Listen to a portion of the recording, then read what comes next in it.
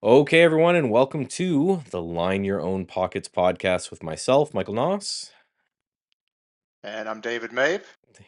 Welcome to episode 2. So, just getting started here still. And in this episode, we're going to talk a lot about why we got motivated to get into systematic trading, of all the different ways to trade. Systematic trading may be one of the rare forms out there. So, you generally find with people, there's like a moment that hits, and you go, okay, now I'm going to go and I'm going to, start taking a little bit harder look at the numbers, maybe a little bit less of a look at the charts or the fundamentals or whatever that is. So, Dave, why don't you get started? Why don't you tell us our story about why you turned to the nerd side, I guess.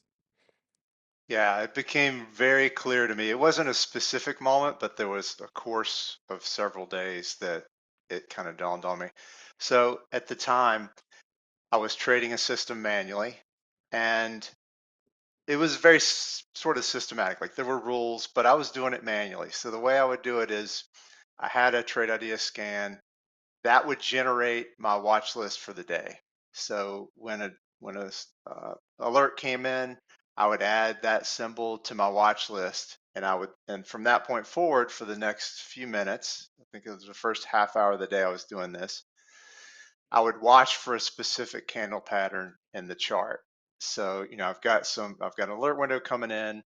I'm adding those symbols to charts on my screen, and I was watching for a candle pattern. And if the candle pattern occurred, I would take the trade.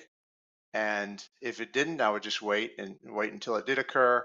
So some days I would have two or three symbols on the list. Some days I would have 20 symbols on the list, and trying to keep track of watching all these charts. And at the end of the day, what I would do is review all the symbols that came through, look at the charts for every one of those, and see what the setups were and what I actually ended up taking. And when you trade a system like this, you quickly realize that the big winners you have to be in. You have to capture, you have to be in those big winners. Hmm. Otherwise, you're going to end up with a flat day or a losing day. And I mean, it's really all about catching those big winners. So in my daily review, I would see, gosh, I missed this trade. Here's the chart. What was going on my screen at the time? Why did I miss that? So I saw that happen a few times, and I said, okay, well, I have to be able to get these. What am I doing that's making me miss these? So I ended up taking video of my screen during the trading day. Hmm. And actually, at the time, there wasn't like my computer wasn't powerful enough and software wasn't out there to do that very easily like it is today. So I would take screenshots. I had this automated screenshot taker called IrfanView is the software. And I would take screenshots. And then I would go back at the end of the day and go back through those screenshots and see exactly what was on my screen. So I knew what I was looking at, where my mouse was, what was I actually doing. And I would see, gosh, I missed this trade. Here's why. And then I would maybe adjust my layout so where I could have Yeah. uh, things more easily visible so I wouldn't miss these big winners. And I did that for a while. And then I said, well, some days there were a whole bunch of trades. So I said, okay, I just need more monitors. So I ended up getting like a fourth monitor. And so I could have more charts on the screen. So more and more uh, charts that I can see without, you know, uh, minimizing certain windows. Like everything was on the screen, so I Hmm. was trying to capture all these, and that helped a lot. But still, there were some that I would miss, and just doing the math about missing those big winners, I realized like this is a very expensive problem. Like Yeah. it became very clear. The cost benefit analysis was very clear. Like this was multi thousands of dollars that it was worth to me to do something more systematic with the way I was trading and with the system. And that was all the motivation I needed. It was very clear at that point. The math was very clear. And that's really what got me started here. It's like I knew there were different things I could do to get out of this click trading mode and go more toward systematic, more automated. And I just knew I would miss fewer of these big winning trades. Yeah, and it's funny, there's gonna be a whole lot of that sounds familiar. I was laughing as you were talking just because it was the same kind of this a lot of the same idea. I did the same thing with the screen recording and then going through the recording and then, trying to figure out, and I remember changing my charts a million times over to, oh no, if I have this here, I'll see it better. If I can move this here, I'll see it better and all of that. For me it was a lot of the same, but it was also had a lot to do too when I started trading. I was young, right? I was like 18 in university when I started trading. And I remember at trading purely discretionary and purely by feel, at the end of the day, just being like I hit by felt like I got hit by a bus. Like I was just exhausted at the end of every day. So, everyone else is going out to the bars and they're having a good time and I'm like, in bed by 5 and like sleeping the whole, and I'm just like, this is just crazy. Just the amount of information that you're trying to bring in and then process and then output. So I made a lot of the same steps where, there was a while there where I had just two alert windows from Trade Ideas on the screen and, I was trading off 15-minute charts and it was my job was just to sit there and wait for one of those to print and then look at the chart and make the trade if I liked it. And it's going to be credit to my wife on this one. I remember her walking by the office and I've got my feet up and I've, got a stream on one thing and I'm just like hanging out and she's like, "What the hell are you doing?" And I'm like, "Well, there's nothing's coming through and I'm trying to distract myself so I don't get stupid and just, take a trade for the sake of taking a trade." She's like, "Well, couldn't you get a computer to do that?" And then just kind of like walked away. It was just one of those, just a subtle, and I'm like, you know what, I could. And this was back in the day, so this is going to be credit to you, Dave, where you had I was trading with a prop firm that used Sterling Trader, and you had a bot that would link Sterling Trader to Trade Ideas.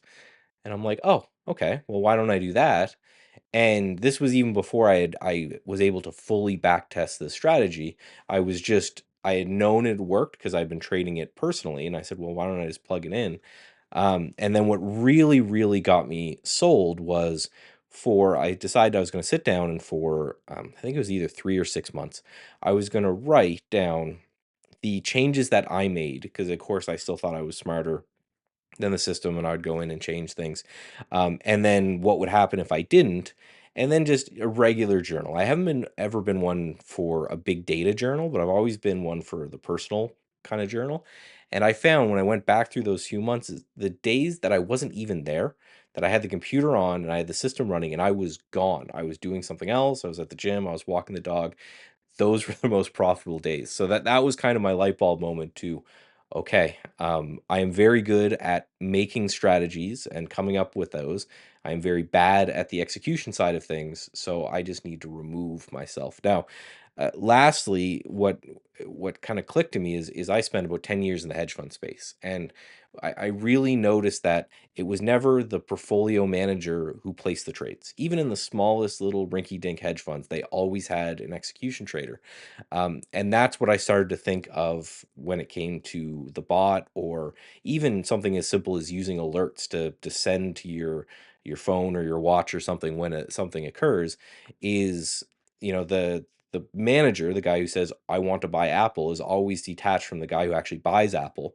And I think that there's a very good reason for that. Is A, it takes a lot of mental capital to watch it, and B, you end up, you're not doing your job. So when I kind of started to look as my job as a trader, as someone who comes up with ideas and reads studies and watches other people's presentations, stuff like that, it kind of allowed me that freedom to say, okay, I'm going to let the robot handle at least most of the rest.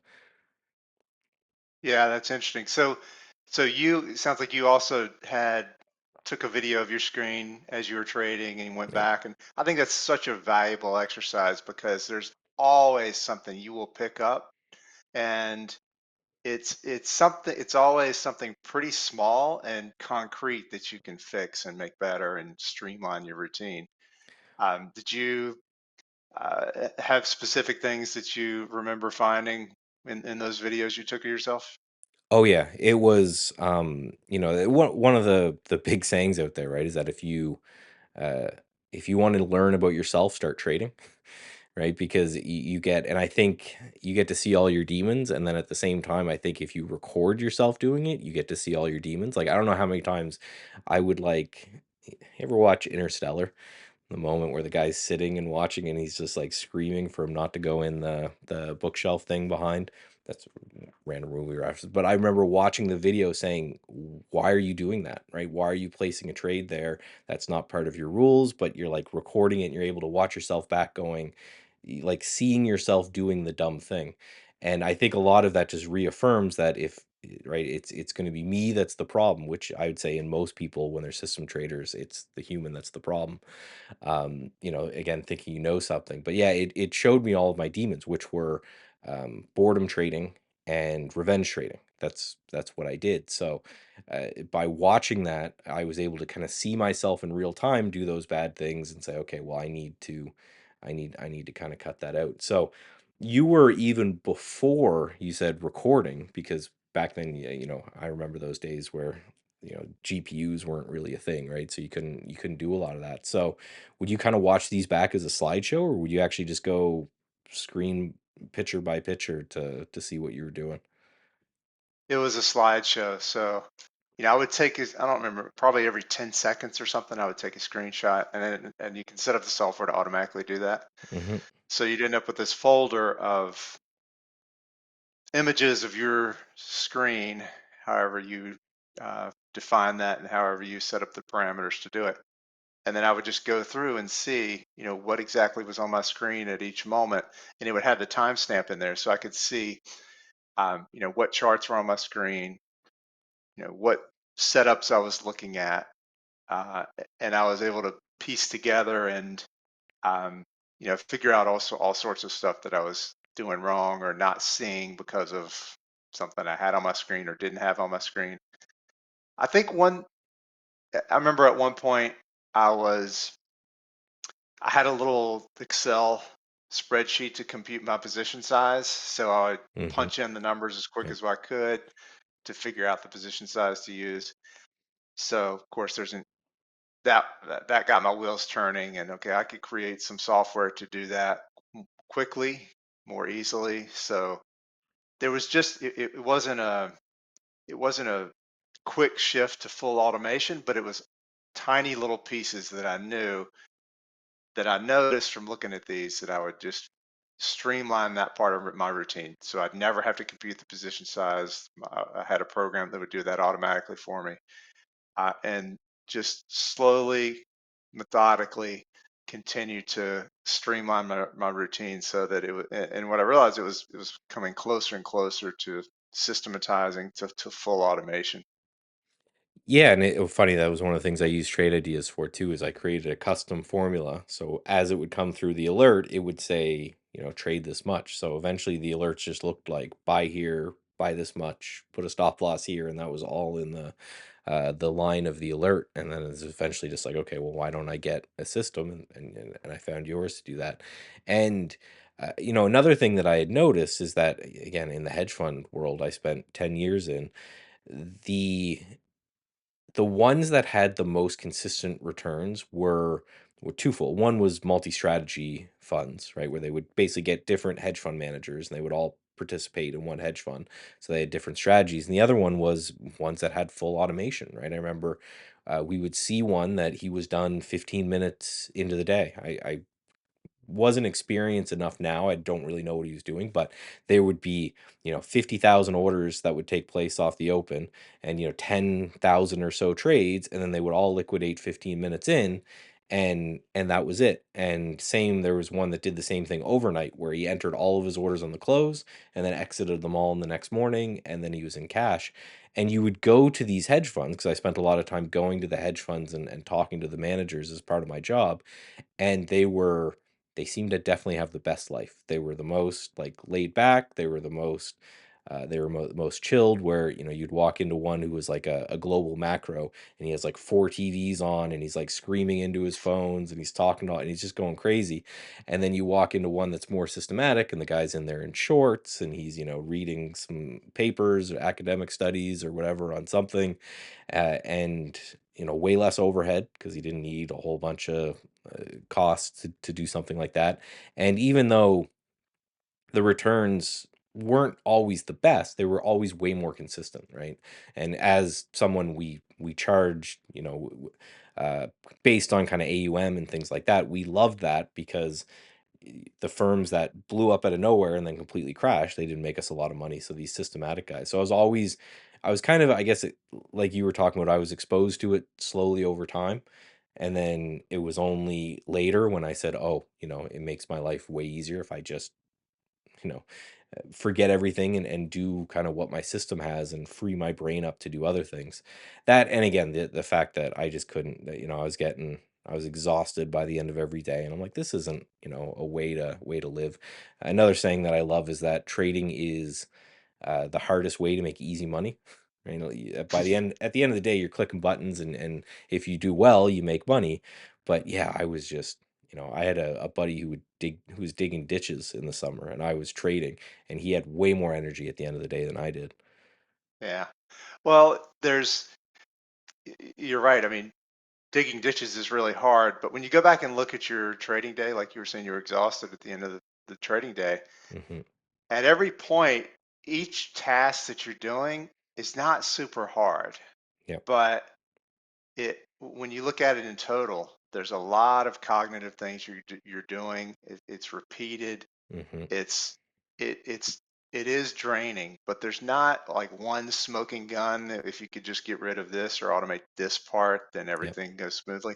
It's like a whole bunch of little things that add up over time, and each one of those is an opportunity for you to make an error, like you to do it a little bit wrong Hmm. and have disastrous results, or you put the wrong uh, price in for your order. I mean, all this stuff is not hard, but it's easy to make mistakes doing it.